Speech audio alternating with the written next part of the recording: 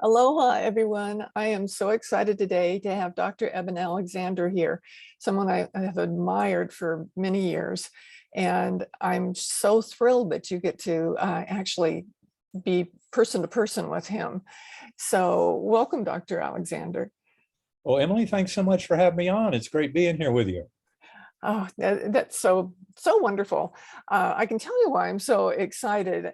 I grew up kind of thinking that there was more to life than I could see or that I understood. And I worked my way through college being a licensed vocational nurse and learned to look at things in kind of that black and white medical perspective, that it's Right. you're either sick or you're well or that sort of thing. And that seemed to make sense to me, but it didn't make sense with the whole big picture.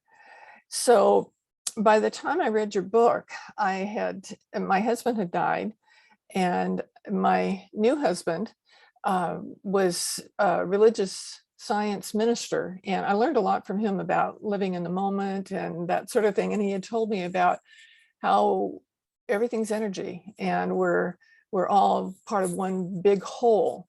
And I thought, okay, but it wasn't until I read your book, The Proof of Heaven, that I started understanding the concept of we're more than this. So I'm just delighted to have you here. I think that this is a great book for people who listen to my podcast and follow my work with finding happiness when they're grieving. I think it could be of great help to them. So I hope you'll all read it, and I'm just happy to hear from you. I'm so glad that you found it helpful, and I will say the feedback that I've received, over the almost 10 years that it's been out there, has been very positive around that kind of issue. That it helps people awaken to being more than just birth to death and one physical incarnation. And of course, the worst of it is if you fully buy into the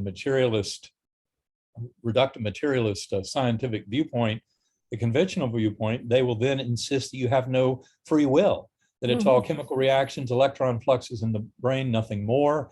And it's a ridiculous position. It's bleak and paltry, and it's a fiction that has nothing to do with the deeper reality that science is now showing around consciousness and the nature of our existence. So I think Proof of Heaven was a very good first step in that. It millions of people read that book and realized that the materialist model that our modern society foists upon them has been disproven scientifically, over decades. So we really need to grow up and kind of get with the science, get with the empirical data, and realize that science and spirituality strengthen each other tremendously. I think that was one of the biggest mistakes of materialism, is kind of missing the kind of interconnection that is being revealed. The kind of one mind notion that we're sharing kind of that God consciousness. And it's a very liberating and refreshing viewpoint. And I think a lot of people got it out of Proof of Heaven, even though, truth be told, I would say the true Proof of Heaven is really in the third book, in Living in a Mindful Universe, where co-written with my partner, Karen Newell. But Living in a Mindful Universe goes light years further than Proof of Heaven. Oh, good, you have it right there. Yeah, In great terms book. of elaborating this argument, and it's been fully endorsed by some of the global leaders in modern consciousness studies. So it's a very powerful attempt to kind of synthesize and bring into a natural alignment this kind of emerging knowledge of who we are and how this all works. But it's one that fully embraces the primacy of consciousness and the fact that we as sentient beings have the will to alter the course of this universe. And that's what we're here to do. Yes, it's so poignant for me. I was just thinking of when I was in nursing training. I was in ICU at one time, and we were taking care of a young man who had jumped off of a balcony thinking he was going to get into the swimming pool, and he didn't. He hit his head straight down from a couple stories up. And they told his family there's no way that he would recover. He had too much brain damage, and that they were just waiting and trying to get him to pull the plug and that sort of a thing. Uh-huh. And I met him a couple weeks later on a regular ward in the hospital. And he said, I heard them say all those things to me about how I wasn't going to make it and how there's no way that I could survive. And that was really a He powerful was already experience to liberated. me. He was already Yeah. showing consciousness exists independently of the body. I mean, it really shocks some people, and yet the scientific evidence is absolutely overwhelming. And that's a lot of what we go into in Living in a Mindful Universe, to try and make this case, for idealism, the notion that the mental layer of the universe actually has tremendous kind of power to control all of our emergent reality. And ultimately, as my partner Karen would remind us, it's not mind over matter, it's spirit over matter. Ultimately, it's that one mind, that connectedness we share, that binding force of love, compassion, kindness, mercy, and acceptance, that is the kind of glue that holds us all together. And that's where a lot of this is really becoming very exciting.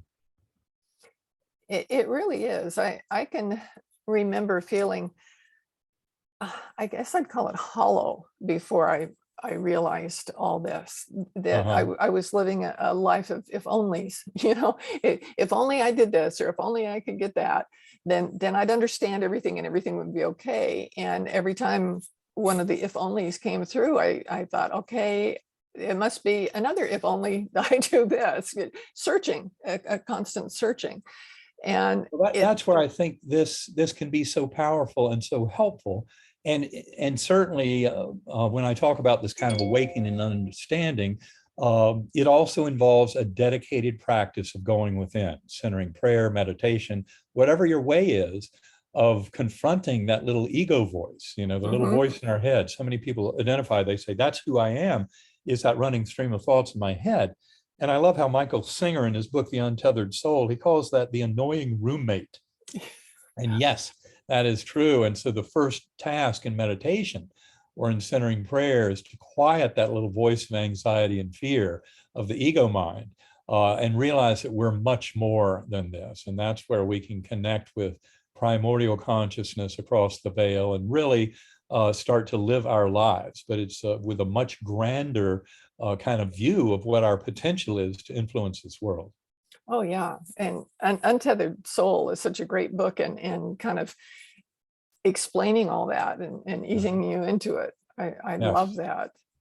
Yeah, he does a fantastic job. And it's, the more we realize we're all in this together, and that's one of the deepest and most profound lessons of near-death experiences, coming from the life review, the life review where your life flashed before your eyes. Well, when you talk to thousands and thousands of people who've been through that, you start to discern this beautiful tapestry of where they're reliving events of their lives, not just remembering them. And not only that, they're experiencing them through the lens of the emotional perspective of those around them who were affected by their thoughts and actions. So it's a beautiful example of how the boundaries of self in many ways are a fiction, and that we're truly all in this together. To hurt another is to hurt oneself.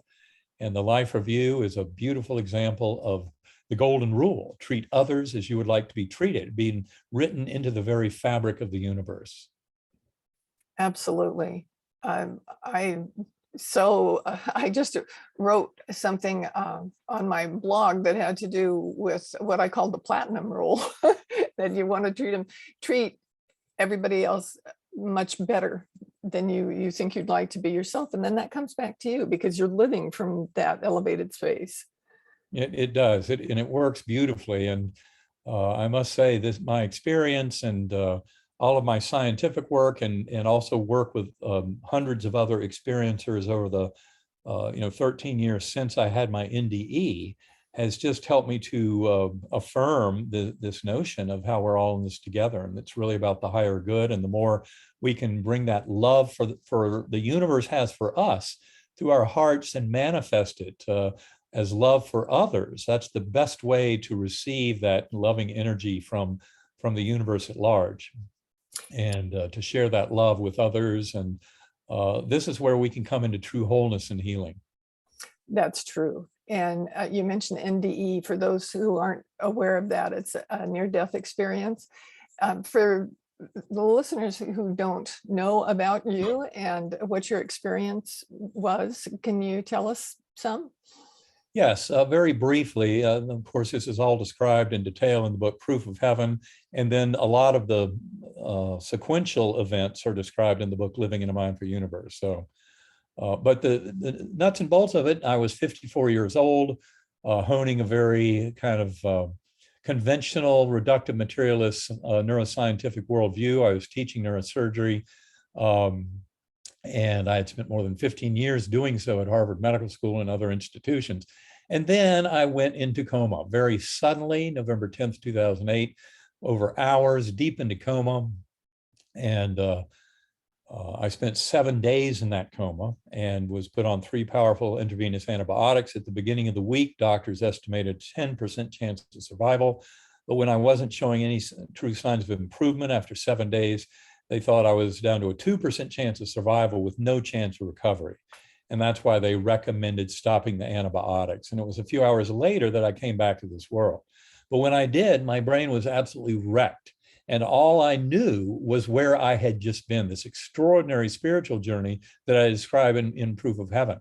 In fact, my brain was still so addled, I did not even recognize loved ones at the bedside when I woke up. My mother, my sisters, my sons, had no idea who these beings were, but that knowledge and memory came back over hours and days. In fact, all of my memories came back over about 2 months. But the rich experience that I remembered when I first woke up, it's as pure in my mind now as it was back then. It was 3 main levels that I visited. And important to point out, one of the atypical features of my near-death experience was that I was amnesic, that I had no memory of the life of Eben Alexander. I had no words, no language, no knowledge of Earth, of this universe. It was truly an empty slate. And I think that was important for many of the lessons that I was to glean from this journey. Now, in that very amnesic state, it started in the earthworm's eye view, a primitive coarse, kind of subterranean, unresponsive realm. But I was rescued from that by a slowly spinning white light that came packaged with a perfect musical melody. And that light ushered me up out of this ugly earthworm eye view realm into a brilliant ultra-real gateway valley. And that had many Earth-like features, many Earth-like features. I was a speck of awareness on a butterfly wing. There was a beautiful forest and meadow down below us, all very perfect, no signs of any death or decay, a very rich sense of the fertile nature of this with buds and blossoms, flowers, everything just opening richly. In this environment, there were thousands of beings dancing down below. When I wrote it all up weeks later, I said there were souls between lives. And on this butterfly wing, spiraling above this beautiful scenery, there was this spiritual guide, a beautiful young woman. And of course, those who've read Proof of Heaven will realize what a crucial role she played. But her message to me came to my mind telepathically. And it was very reassuring and affirming and loving. And the message, which I then wrote as words many weeks later: you are deeply loved and cherished forever. You have nothing to fear. You are cared for. And I cannot tell you what a joy that was to receive at that time. I remember this brisk awareness of a soft summer breeze that blew through and changed my awareness of everything, because that breeze, which I labeled in my writings, I called it the divine wind or the breath of God. That was my knowledge of the kind of infinite power of that healing, loving force, that God force that so many have encountered on these kind of journeys going back thousands of years. And I realized in coming back here, it doesn't matter if you want to call it God or Allah, or Brahman, or Vishnu, or Jehovah, Yahweh, they're a great spirit. They're all referring to the same force of healing and wholeness and love and compassion and mercy and kindness, which is the governing rule of this universe. That's the ambience of that level. Now, it turns out that that gateway valley was only a gateway, and that in fact, above, fueling all the joy and merriment that I was seeing, all the festivities in this gateway valley, were these angelic choirs above that were emanating chants and anthems and hymns that would just thunder through my awareness. And they provided yet another musical portal up into higher and higher levels. And I remember seeing all of four-dimensional space-time collapsing down, all of the spiritual realm, and kind of it's a deeper integration through what I call deep time, which is a different causal ordering of things.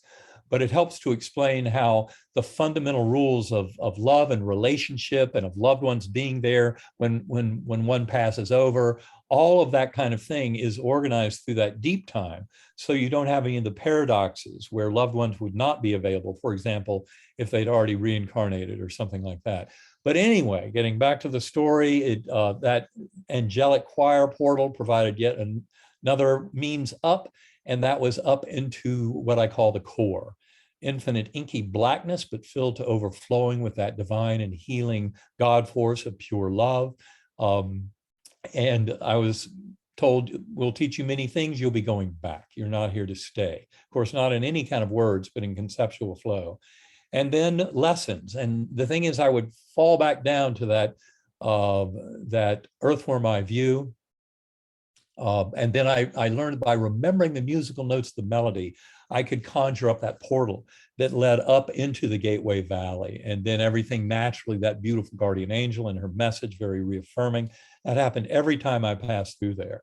And many of the lessons taught there, that's kind of the realm where we reunite with higher souls and with souls of departed loved ones, go through life reviews, plan next incarnations, all of that. But then the core realm was even beyond that. And all of the understanding of it is something that's taken me the 13 plus years since coma to kind of unpack. And I use meditation. I use especially a form of differential frequency brainwave entrainment, audio meditation known as sacred acoustics, and people can learn more at sacredacoustics.com.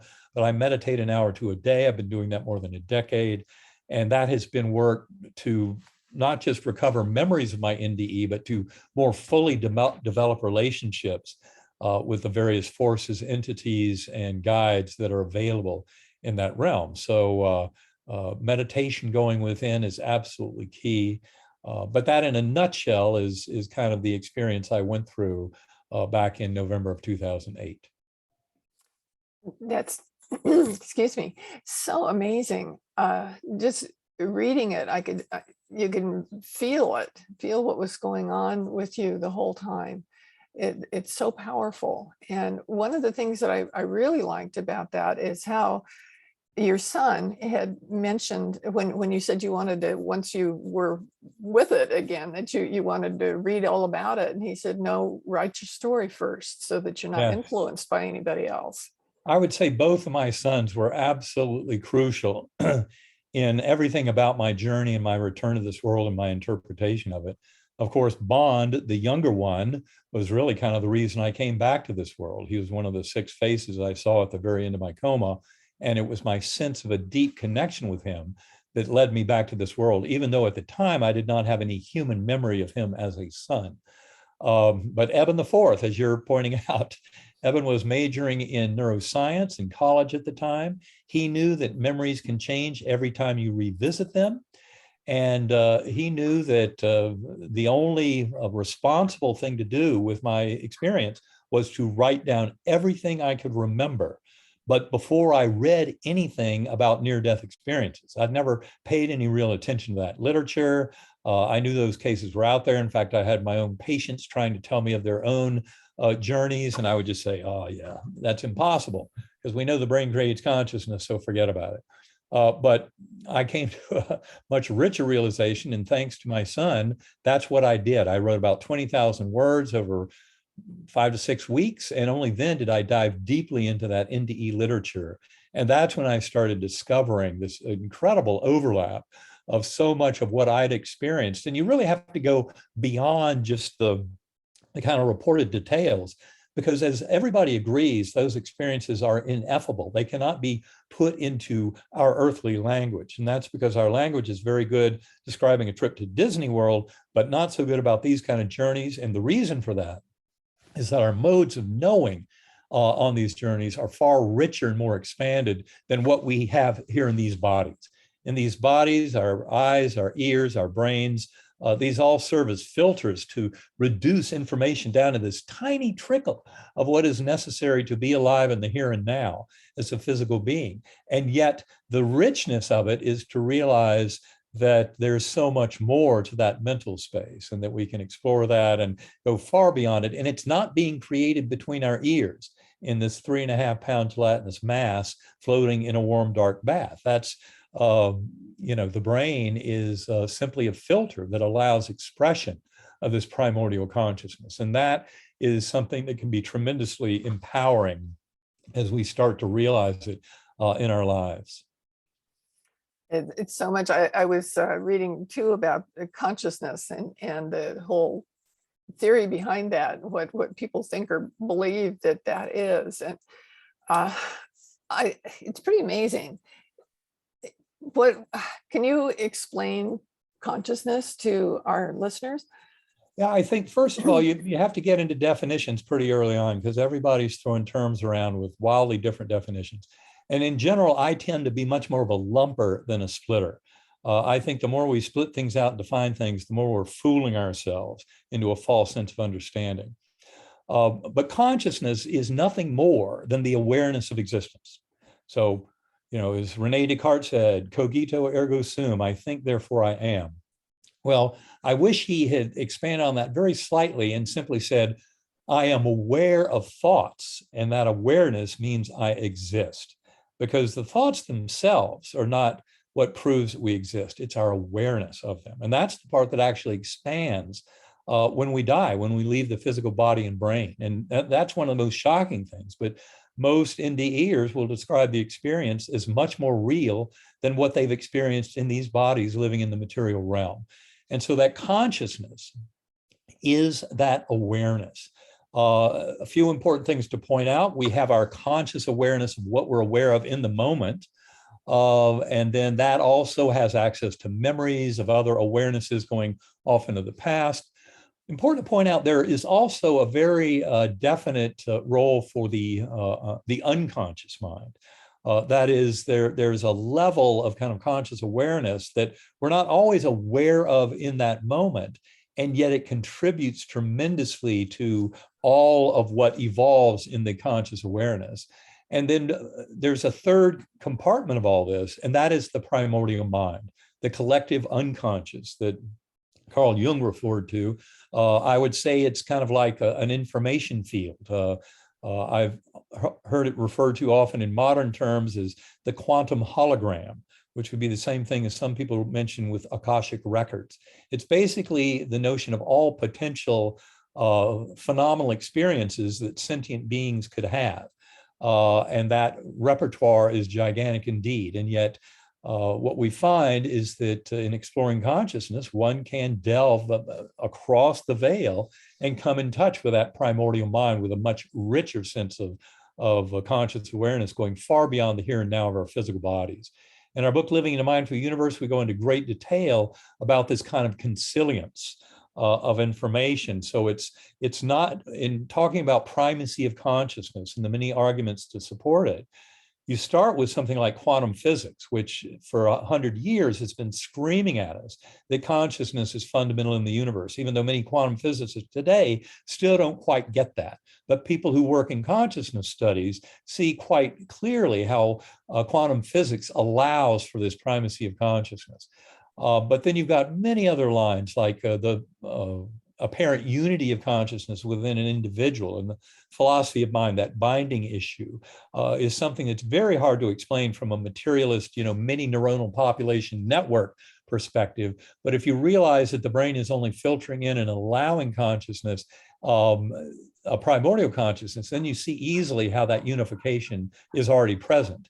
And then you've got things like the evidence for non-local consciousness, all the evidence in the field of parapsychology, which has been scientifically validated.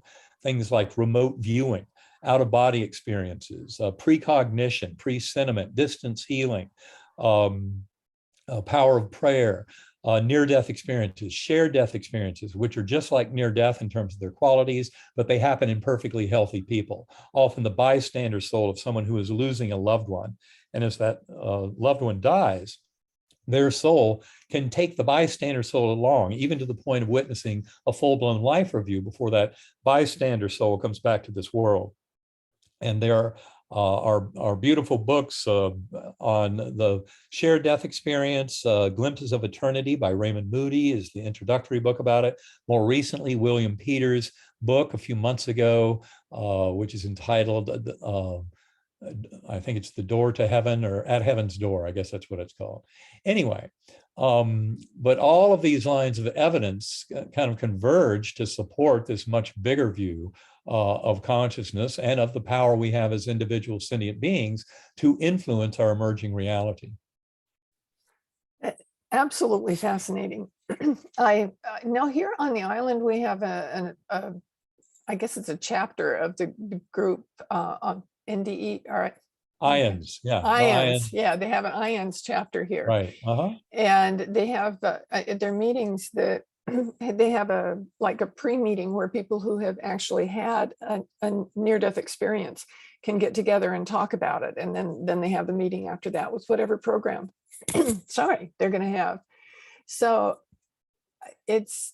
there's so much out there about this. It's kind of hard to not pay attention to it. Right. Well, there is a tremendous amount. You're exactly right. I can highly recommend IANDS, IANDS.org. That's the international organization, but there are many local chapters all over the world. And they're a beautiful resource. Plus, you can just tell your own story. I mean, the IANDS.org website is a beautiful repository to share individual stories and to study them scientifically. Now, important to point out for your audience on this topic, there was a contest held last year by Bigelow Institute. Robert Bigelow, the aerospace entrepreneur in Las Vegas, put up $1.8 million in prize money. And the question they asked, what is the best scientific evidence for the continuation of consciousness beyond permanent bodily death? They received more than 1,000 applications from people who wanted to participate. They then demanded that you demonstrate at least 5 years of rigorous academic interest in the field of afterlife studies. That led to 204 submissions. And of those 204, there were 29 prize-winning essays, all of which are available for free to the public right now at bigelowinstitute.org. And if you just start with the very first one, the winning entry by Dr. Jeffrey Mishlove, who has studied this field for more than 50 years, you'll start to realize the extraordinary quality of these papers proving the reality not only of the afterlife, but of reincarnation. And we just need scientifically, philosophically, we just need more mature and applicable models of the mind-brain relationship and our understanding of the nature of reality to move forward. But to simply deny the evidence and say none of this is true, it's all dreams and hallucinations, is to deny the facts that are being presented.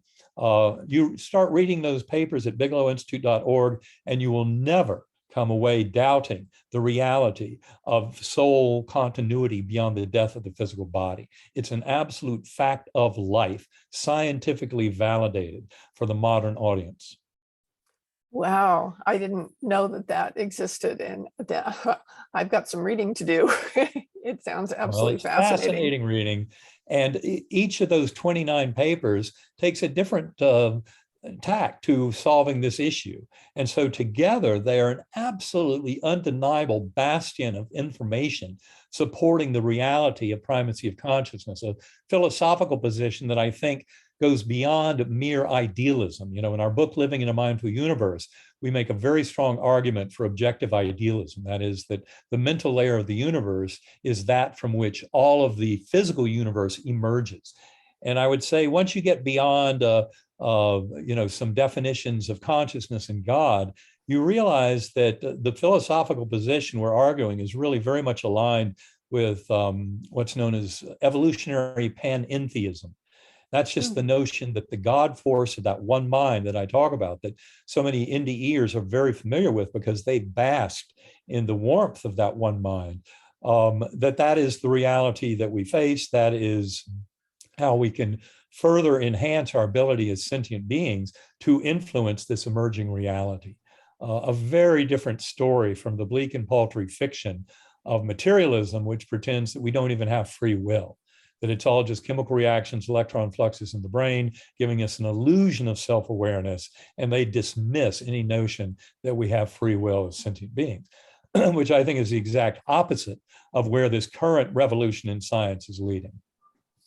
It's so wonderful, that in a way it's like a waking up, that a lot of people over the years have believed something like this, but didn't necessarily say anything about it.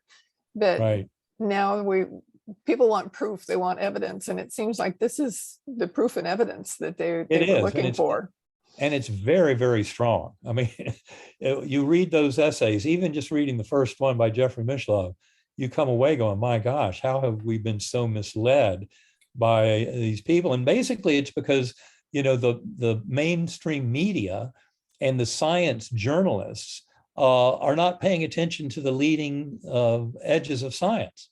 And then you have the occasional materialist scientist who pretends he can say, oh, this is all nonsense, it's hallucinations, we know this because this is all impossible according to our models. Well, guess what? They have not done their homework, and they are willfully ignorant of the literature that proves them completely wrong. And sadly, most of our science journalists do not have the courage or the intellectual ability to interpret all this to take it to the next level. And they continue to default to some of these materialist talking heads who have no idea what they're talking about. Yes, I'm sure that's absolutely true. We tend to get stuck in one direction. That has to do, I think, a lot with beliefs as opposed to being open to what is. Well, that's true. I think, and our beliefs is, I love it. In our book, Living the Mindful Universe, we have a quote from Henry Ford. And that quote is something like, there are two kinds of people in the world, those who believe they can and those who believe they cannot. And both are right. And the point we're making there is beliefs have tremendous power. And we can fool ourselves into not believing what is true as much as we can fool ourselves into believing something true that's not. But the fact of the matter is the evidence, when you start to study it, points very decidedly in the direction of this primacy of consciousness and the primacy of the mental layer of the universe and free will and sentient beings being absolutely real, and that its most primary manifestation is in our health and healing, becoming more whole. We've known in medicine for more than 6 decades, placebo effect. It's kind of the gold standard for any new treatment. And placebo effect is nothing more than an admission by medical science that beliefs, thoughts, and attitudes play a tremendous role in any kind of healing that we might have. But it goes far beyond just a sugar pill for a headache.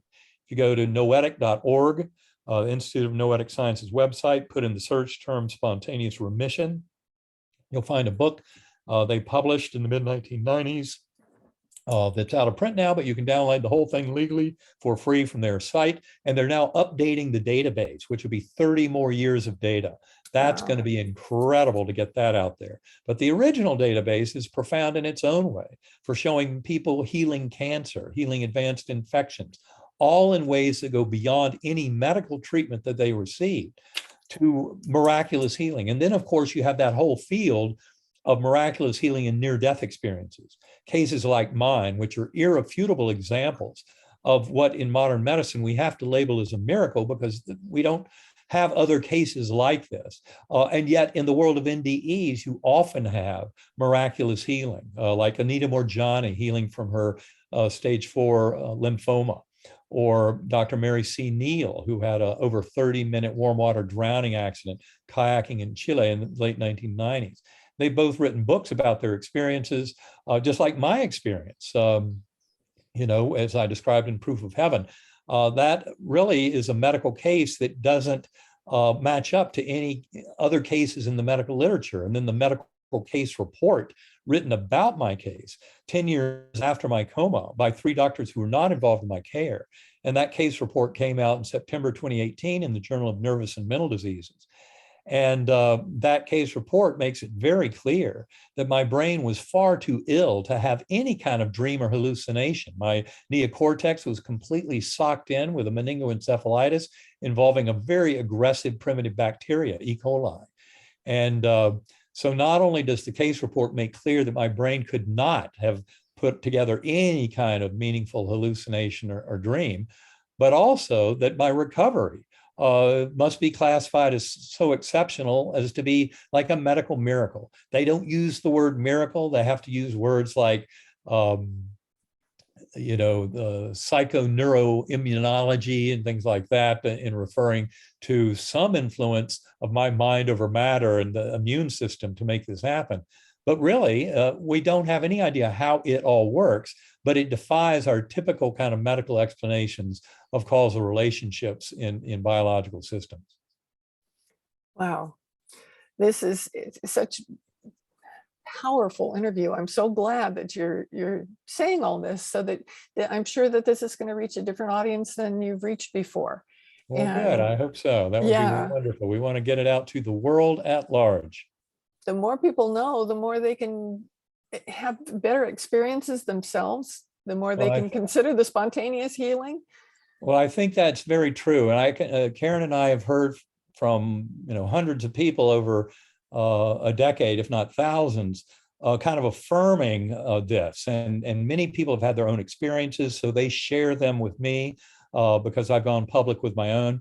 And I think it's important to point out that Proof of Heaven really resonated with many, many people. It was on the New York Times bestseller list as a nonfiction bestseller for almost 2 years, 42 weeks. It was the #1 nonfiction New York Times bestseller. It's been published in more than 40 languages around the world. And from my point of view, it just shows a resonance with people. Many people, it reminds them of their own experience. And so they get in touch with me to share some of those commonalities and kind of that richness. And I think that's important to get out there. This is all about something that's available to all of us. This is why power of prayer is so important in meditation, because Karen and I in our workshops, we make it very clear to people that you don't have to have an NDE to come into all the healing power of NDEs. All you have to do is start exploring your own mind through meditation, prayer, those modalities. Start having a much more loving and synthesized version of yourself with the universe, and things start to change for the better. A lot of that is material that we cover in Living in a Mindful Universe, which from my point of view is much more of a proof of heaven than the original book, Proof of Heaven. In my mind, that book is a little bit more of a question mark, because when I wrote that, I really had no idea where all this was going. I didn't realize the extremely powerful scientific backing for a lot of the realities I was coming into in writing those books. But Living in a Mindful Universe is really the continuation of the Proof of Heaven story. It's the sequel in terms of many more of the facts about my life since then. For example, people often ask, what do your skeptical medical colleagues make of all this? Well, truth be told, it was a few months after my coma, because the whole medical center, the medical community in Lynchburg was so fascinated by my recovery, they invited me to give a talk to the County Medical Society. So more than 120 doctors, their spouses, many other people attended a dinner presentation I gave on my experience. That's what my skeptical medical colleagues did, was invite me to tell them much more about it, because they wanted to understand much more of how it happened. And of course, that was just the beginning. I've had tremendous support from doctors, scientists, physicists, engineers, chemists, nurses, all kinds of scientific minds who have been very grateful for the stories in Proof of Heaven, the Map of Heaven, and Living in a Mindful Universe, because it tells them something they sensed was true. That much deeper sense of connection with the universe, of some form of a loving, powerful, healing God force, and that we're all in this together, that we really need to take care of each other. And that's a very different message than what the conventional materialist mindset of reductive materialism, where everything is viewed as separate from everything else. It can be very, very misleading. A quantum-informed science of consciousness is exactly where I'm headed with all this. as is the Galileo Commission, galileocommission.org, the Scientific and Medical Network, scimednetwork.org, and other very advanced scientific groups around the world who are studying these phenomena. That's so wonderful. We can put all those URLs in our show notes so that people can easily check them out, because I'm sure there's going to be a lot of people who want to know more once they hear you, because you're so powerful. Well, thank you. And they certainly can go to ebenalexander.com to learn a lot more. Or if they want to learn about the meditation, I would strongly urge sacredacoustics.com. And another link that I think would be of value to people, this has to do with the fact that during COVID pandemic, when all of our travel jobs were canceled, Karen came up with a brilliant idea of every 2 weeks, we would do a webinar where we'd interview one of those professionals that we might have met on the trail, but weren't because we weren't traveling. So other global leaders in the science of consciousness, Oh, wow. other experiencers. So it's a very rich repertoire of interviews we've done, available for free to everyone at unitedinhopeandhealing.com. That's the best place to get access to it. Wow. What such gifts you've given us today. That's so exciting. And I hope people will take full advantage of this. Well, it's important because our world is actually spiraling the drain because of the misleading thinking of materialist science and that false sense of separation, and where that leads egos and profit motive and corporate greed, addiction to fossil fuels, warfare, violence. Every bit of that is a symptom of that false sense of separation, as opposed to the deepest lesson from NDEs of the togetherness, that we're all in this together, that we need to take care of each other. And that lesson is overdue for being stressed to this world at large. That's why this is so important to be talking about this now. And I'm glad you're doing your part to get this message out to the world at large. We need it to take responsibility for our world, for our health, for our relationships, for our loving each other. That is the order of the day. Wow. Thank you. Just thank you so much. This is just wonderful. And I can't wait to have it published so everybody can listen and go to all the links that you gave us and just learn more. This is just fabulous. I believe very much in giving things to people. I know with my Grief and Happiness Alliance, we have a nonprofit that goes along with it so that nobody has to pay, because I think everybody deserves to have comfort and learn as much as they can. Well, I agree. And that's why we've given so much of this away, as much as we can, to get it out to this world. And of course, with COVID, with the economic collapse, with the opioid crisis exploding out of control, warfare and violence, this world is badly in need of this beautiful message to help people who are bereaved, help people through grief. It can be very reassuring. We do a tremendous amount of work with helping parents heal, to help parents who have lost children, and other bereavement groups, because this broader understanding of consciousness and the modern science of consciousness can be very refreshing and liberating to people who are facing the pain and darkness of having lost a loved one who has left the physical plane. And that's one of the main reasons we do all this work, is to help bring comfort and solace to this world at large.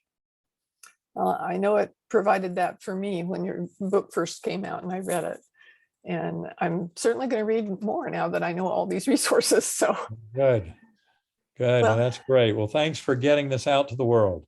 Oh, it's my pleasure. And thank you so much for saying yes to being here today, because it's going to mean a lot to so many people. And I really sincerely appreciate that. Well, good. Just keep us posted on when it's going to come out, and we'll help get it out to our social media and all that kind of thing.